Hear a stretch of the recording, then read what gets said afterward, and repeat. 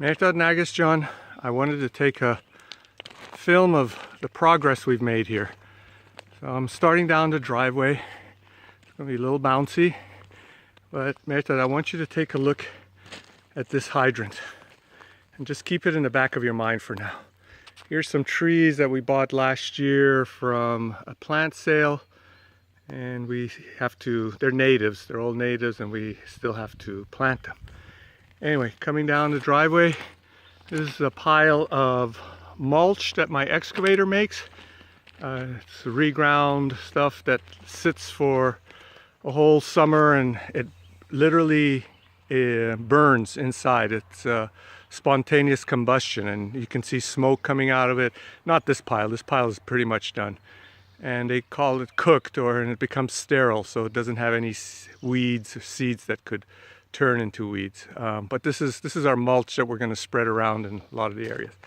Anyway, coming down the driveway, I don't know if you ever saw we put these slats like you requested, Mértad, and that actually was a very good idea. And we're coming down, and hopefully they'll be working on the driveway probably by the end of this upcoming week. But they got a lot done as far as backfill with soil and things like that. But the driveway comes into the big turnaround. We've got one dry basin here, which it's going to be graded. This is going to be raised, the dry basin. They're going to put what's called risers, and they're going to raise it.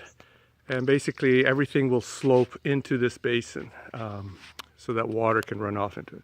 And then we've got another one here that'll catch the water from up in this hill area. Anyway, those are our garages. Finally emptied them enough to fit the cars in. And we'll come to the side of the house. That's my neighbor's house there. And we just filled this up last 2 days. It was all just ugly stuff. I've got some pictures I can show you. Those three green covers are covers for the septic tank. So the first two are actually part of one tank but separated.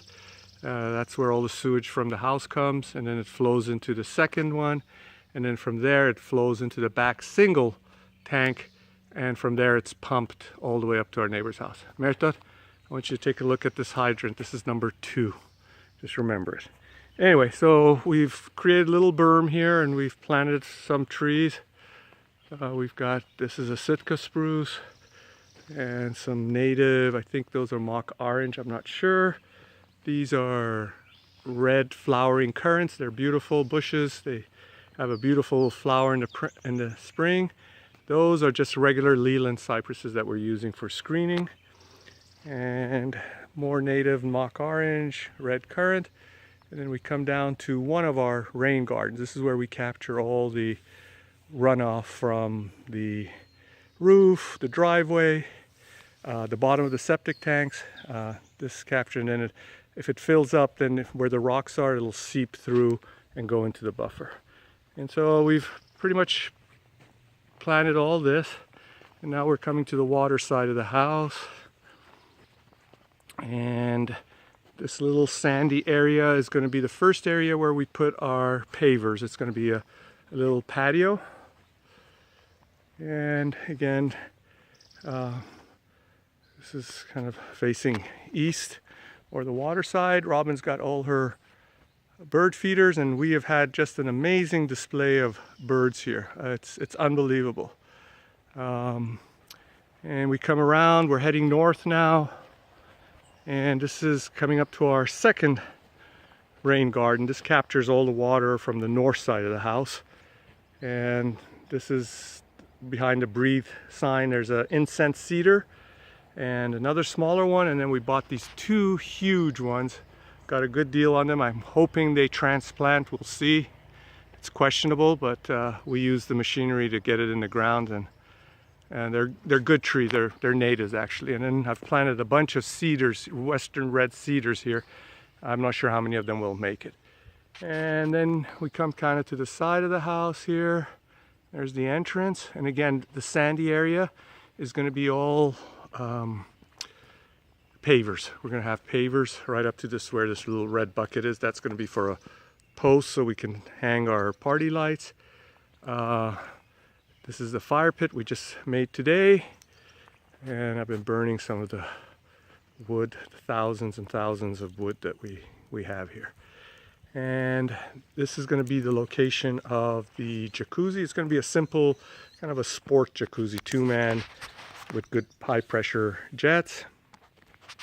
This is coming to the garage side. I don't know if you can see this in here. That's our generator, electrical generator.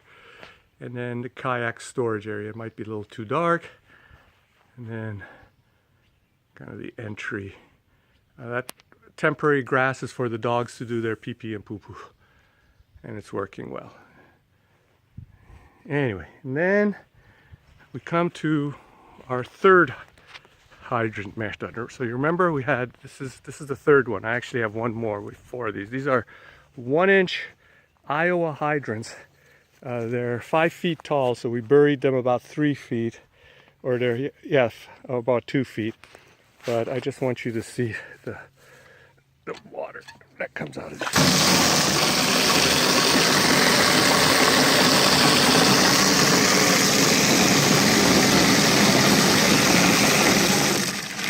Just wanted to show you what real water's like. That's a lot of pressure, and all those hydrants have that kind of pressure. Anyway, then we come to the back of the garage and we put more of those slats, and it looks really good. I like that.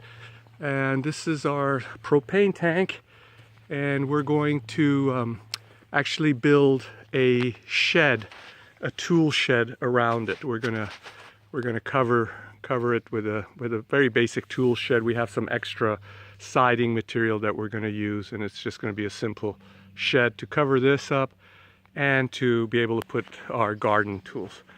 And then we come to the back of the garage and the carport, which is full of junk right now, and our 4th Iowa 1-inch hydrant.